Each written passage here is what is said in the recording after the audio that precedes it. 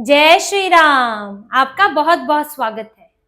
पश्चिम बंगाल में हो रही एसआईआर सालों से चल रहे वोटर घोटाले की परत दर परत खोल रही है। इस एसआईआर से ना सिर्फ वोटर लिस्ट का शुद्धिकरण हो रहा है, बल्कि एसआईआर से जो ये मुद्दा उठा है, इससे कई और बातें सामने आ रही हैं। चुनाव आयोग की सख्ती से पूरा वोटर मैनिपुलेशन का खेल अब जनता के सामने खुल रहा है।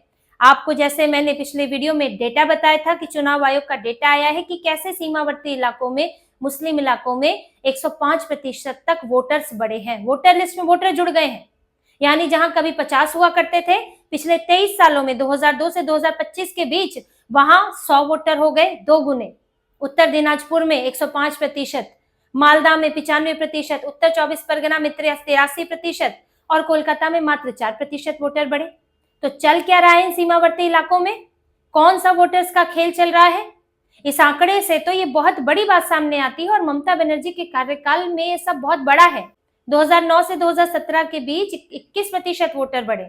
जब पहले कम्युनिस्ट सरकार रही, फिर ममता सरकार रही और उसके बाद 11% बढ़े। इनकी सरकारों में ये हो रहा है। पश्चिम बंगाल में, पूरे पश्चिम बंगाल में 21% बढ़ते हैं, सीमावर्ती इलाकों में 115% वोटर्स बढ़ते हैं। तो ये खेल चल रहा है। लेकिन ये कैसे होता है? ये सारी बातें अब आरोप लगते रहे हैं, वो सारी चीजें अब खुल रही हैं, जो रिपोर्ट्स आ रही हैं, जो बातें सामने आ रही हैं। देखिए, वोटर मैनिपुलेशन बड़े स्तर पर होता है। उसमें घुसपैठियों का वोट होना तो है ही, लेकिन उसके अलावा भी repeated voters, shifted voters, migrated voters, इनका इस्तेमाल भी होता है। 3 चीजें आप ध्यान रखिए। इनका इस्तेमाल कैसे पूरा वोटर मैनिपुलेशन में किया जाता है, रिपीटेड वोटर्स के जरिए कई जगह, एक से ज्यादा जगह पर एक ही कॉन्स्टिट्यूंसी में या दूसरी कॉन्स्टिट्यूंसी में वोट डलवाना, वोट शिफ्ट करना, ये सारी चीजें होती हैं, जिसकी आशंका तो अभी प्रशांत किशोर के मामले से भी पनपी और तब इस तरह की बातें होने लगी। प्रशांत किशोर के 2 वोटर आईडी मिले, एक पश्चिम बंगाल में भवानीपुर विधानसभा जो ममता बनर्जी की है, कालीघाट का एड्रेस जहां पर इनका हेडक्वार्टर है, मुख्यालय है टीएमसी का, और एक मिला बिहार में। अब जो प्रशांत किशोर है, उन्होंने 2021 में ममता बनर्जी के लिए स्ट्रैटेजी बनाई थी, चुनावी स्ट्रैटेजी। वो खुद जो है इलेक्शन स्ट्रैटेजिस्ट माने जाते हैं, उनकी बड़ी कंपनी अपनी चलाया करते थे, अब चुनाव लड़ रहे हैं खुद। तो वो 2021 में ममता बनर्जी के लिए काम कर रहे थे और उस वक्त ममता बनर्जी की स्थिति बहुत खराब थी, उन्हें नहीं लग रहा था वो चुनाव जीतेंगी। यहाँ तक कि प्रशांत किशोर की टीम पर भी दबाव काफी बना था कि ये कर क्या रहे हैं, क्या स्ट्रैटेजी बना रहे हैं, क्योंकि कोरोना काल था तो कम्युनिकेशन भी ठीक से नहीं हो पा रहा था। प्रशांत किशोर पश्चिम बंगाल आ भी नहीं पा रहे थे। तब उन्हें कार्गो प्लेन से बुलाया गया। ये सब खबरें हैं, मौजूद है उस समय की खबरें। कार्गो प्लेन से पश्चिम बंगाल बुलाया गया और वहां फिर उन्होंने स्ट्रैटेजी बनाई। अब स्ट्रैटेजी तो प्रशांत किशोर डेटा के आधार पर बनाते हैं। पूरा उनका कारोबार ही उस तरह का है, डेटा का है कि किस इलाके में कितने वोटों से हारे थे, दूसरा कितने वोटों से जीता था, अब कितना वोटर शिफ्ट हुआ है, अब क्या हो सकता है, किसी इलाके में क्या डेटा है, ये सारी चीजों पर वो चलते हैं। लेकिन यहां तक तो ठीक है, पर उन्होंने वोटर आईडी क्यों बनाया था? उन्होंने कहीं और तो बनाया नहीं। तमिलनाडु में भी काम किया डीएमके के लिए, लेकिन नहीं बनाया। उन्होंने कांग्रेस के लिए भी काम किया था, लेकिन तब नहीं कहीं और बनाया। बीजेपी के लिए भी काम किया, तब भी कहीं और नहीं बनाया। गुजरात में नहीं बनाया। तो आखिर इन्होंने यहाँ क्यों बनाया? क्या उन्हें कोई आश्वासन दिया गया था कि मंत्री बनाएंगे या कुछ और बनाएंगे? अक्सर जब भी जिसके लिए काम किया है वहां तो कोई आश्वासन उन्हें नहीं मिला। ठीक सीधे सीधे ये एक जो है कारोबारी डील होती है कि आप हमारी सेवाएं लेंगे, हम आपको सेवाएं देंगे, आप पैसे देंगे। तो आखिर क्यों डाला था? क्या कोई एक्सपेरिमेंट कर रहे थे कि वोटर लिस्ट में नाम कितनी आसानी से चढ़ सकता है कालीघाट के एड्रेस को देकर? जब प्रशांत किशोर का नाम एक जगह चढ़ सकता है जहां के वो रहने वाले नहीं, जहां पे घर नहीं, जमीन नहीं, तो फिर किसी और का क्यों नहीं चढ़ सकता? और प्रशांत किशोर का नाम एक जगह चढ़ सकता है तो 10 जगह क्यों नहीं चढ़ सकता? इसकी आशंका है। क्योंकि देखिए, डेटा ये कहता है कि सीमावर्ती इलाकों में ममता बनर्जी को भर भर कर वोट मिलते हैं, 20-20, 25 हजार के मार्जिन से जीतती है, उनके नेता जीतते हैं। यही सबसे बड़ा जो है वो अंतर होता है। लेकिन कुछ जगह ऐसी होती है जहां हार गई 3000 से, जहां उनके विधायक उम्मीदवार हार गए 3000 से, 5000 से। अब अगर समझ लीजिए जहां 25,000 का अंतर है, वहां से 10,000 उठाकर दूसरी कॉन्स्टिट्यूंसी में डाल दें तो उससे क्या होगा? जहां पहले जीत रही थी वहां बस मार्जिन कम होगा, 25 से 15 हो जाएगा। जहां हारी थी 5,000 वोट से, वहां 10,000 वोट आने से होगा क्या कि 5,000 से जीत जाएंगे। ये इस तरह समझिए कि एक डब्बा पड़ा है, उस डब्बा भरा हुआ है और वो ओवरफ्लो हो रहा है, उसके ऊपर तक सामान भरा हुआ है, लेकिन दूसरा डब्बा थोड़ा खाली है। आपने ओवरफ्लो वाला सामान जो बाहर निकल रहा है वो डाल के दूसरे डब्बे में डाल दिया, इससे दोनों डब्बे बंद हो गए, दोनों एडजस्ट हो गए, कोई नुकसान नहीं हुआ, फायदा ही हुआ। तो ये वोटिंग शिफ्टिंग करना है, वोट आपने वोटर को शिफ्ट कर दिया। और ये सब किससे होता है? रिपीटेड वोटर से। यहां से वहां डालने के लिए एक ही आदमी का नाम कई जगह होना, जिनकी मृत्यु हो गई है उनकी जगह किसी और का नाम डालना, किसी और को वोटिंग करवाना, रिपीटेड वोटर्स में किसी और को भेजकर वोटिंग कराना, बुरके में भी हो जाती है, बिना बुरके के भी हो जाती है।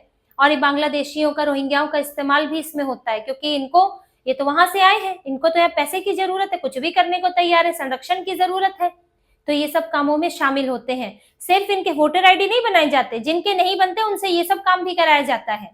और इससे आप एक कॉन्स्टिट्यूएंसी से थोड़े वोटर कम करके दूसरी जगह पे फिट कर देते हैं। वहां छोटी जमीन दिला दी, आवासीय प्रमाण पत्र हो गया, वहां किसी की जगह किसी और को वोट डलवा दिया। अब पोलिंग ऑफिसर क्या करे? क्योंकि यहाँ तो हालत ऐसी है पश्चिम बंगाल में कि जो अभी बीएलओ हैं वो सुरक्षा मांग रहे हैं, घर जाकर फॉर्म देना है, लेकिन सुरक्षा चाहिए कि जिंदा आएंगे नहीं आएंगे। पोलिंग ऑफिसर को भी लगता है कि चुपचाप करा दे, कोई आपत्ति जताए तो कहीं फिर आ जाए मारने के लिए, बम ही बरसा दे कहीं, क्योंकि ये तो पश्चिम बंगाल में तो स्थिति यही रही है। खूब मारकाट होती है चुनाव के समय। पहले कम्युनिस्ट पार्टियों वाले करते थे, फिर सब ममता बनर्जी की पार्टी में आ गए, तो यहाँ होता है। बीजेपी के कितने नेता कार्यकर्ता मारे गए चुनाव के बाद। जो हारता है उसे तो अपनी पार्टी के ऑफिस में ही रहना पड़ता है, कई कई दिनों तक पश्चिम बंगाल से भाग जाते हैं, क्योंकि जो जीता है फिर वो उसके बाद मारकाट शुरू करता है।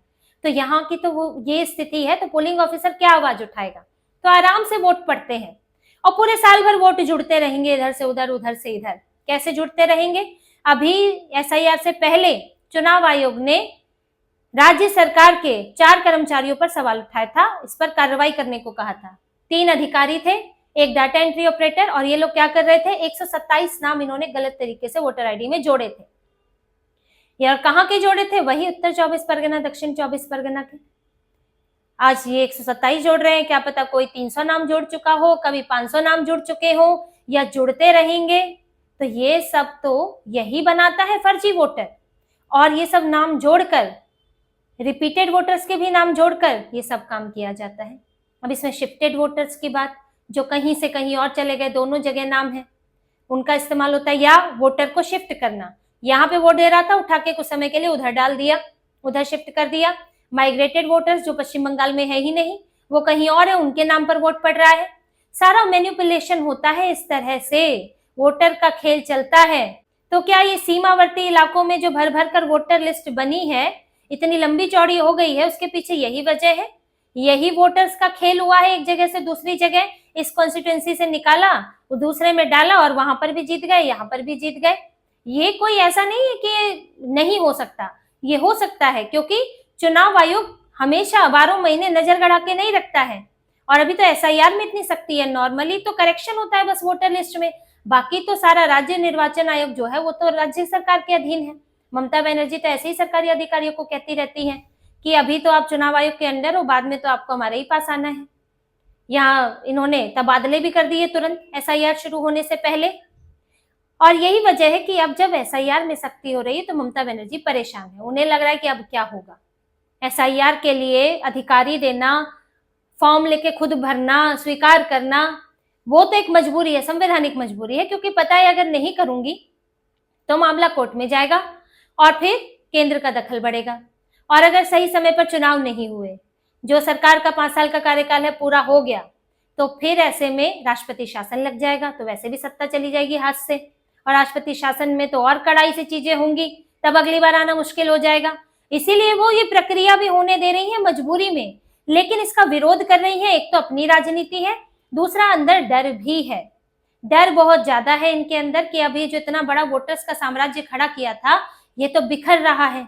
अब तो शुद्धिकरण हो रहा है वोटर लिस्ट का, इसीलिए अपने बीएलए एक्टिव किए हुए हैं कि कोई नाम कटना नहीं चाहिए, कैसे भी करके उसमें डलवाओ। हंगामा कर रही है, एनआरसी कह रही है ममता बनर्जी, लेकिन ये सारा खेल खुल रहा है, ये सारी बातें अब सामने आ रही हैं। क्योंकि पहले तो ये पश्चिम बंगाल के स्तर तक ही रह जाती थी, पर अब लोगों के सामने आ रहा है कि कैसे डेमोग्राफी बदली और वोटर आईडी की भी, वोटर लिस्ट की भी डेमोग्राफी बदल दी। वोटर लिस्ट में भी जो वहां पहले रहते थे वो बेचारे माइनॉरिटी हो गए, जो बाहर से आए हैं वो सरकार चुन रहे हैं। तो ये हाल पूरा पश्चिम बंगाल में रहा है। लेकिन अभी एसआईआर से बहुत कुछ बदलने वाला है, वोटर लिस्ट सुधरने वाली है, और ये सारा खेल जो है ये फिलहाल तो कुछ इस पर नकेल कसेगी। और कई घुसपैठी है तो वैसे ही छोड़ छोड़कर भाग रहे हैं, क्योंकि उन्हें डर सता रहा है कि अभी अगर चिन्हित कर लिए गए तो सीधे डिटेंशन कैंप में जाएंगे। पिछले 3 महीने में 8,000 घुसपैठिए पकड़े हैं बीएसएफ ने, और अभी 4 दिनों में 400 घुसपैठिए पकड़े हैं। सब छोड़कर बांग्लादेश भाग रहे हैं कि कल को ममता जीत जाएगी तो वापस आ जाएंगी, तब तो वैसे ही हो जाएगा। और ममता बनर्जी इन्हीं को ही रोकने की, इन्हीं को ही आश्वासन देना चाह रही है, भागो नहीं, मैं सुरक्षा दूंगी, हमारी पार्टी सुरक्षा देगी। इसीलिए ही एसआईआर को एनआरसी कहते फिर रही है। अब देखिए सबकी हालत खराब है, फर्जी वोटर बनने वालों की, फर्जी वोटर बनाने वालों की, वोटर मैनिपुलेशन करने वालों की। एक एसआईआर ने कई लोगों का इलाज कर दिया है, कई समस्याओं का इलाज कर दिया है। और अब जब एसआईआर के बाद कल को एनआरसी आएगा तब तो इनकी समस्याएं और ज्यादा बढ़ने वाली हैं। इसलिए ममता बनर्जी अभी से जमीन तैयार कर रही है कि एसआईआर तो रोक नहीं पाई, हंगामा करके एनआरसी ही रोकने की कोशिश करूंगी, क्योंकि फिर ये पूरा घुसपैठियों का खेल, फिर ये पूरा फर्जी वोटर्स का खेल अपने अंतिम चरण में आ जाएगा। तो इसी तरह की और खबरें और विश्लेषण आपके लिए लाते रहेंगे, हमसे जुड़े रहिए, सब्सक्राइब कीजिए, कमेंट कीजिए। बहुत बहुत धन्यवाद। जय श्री राम।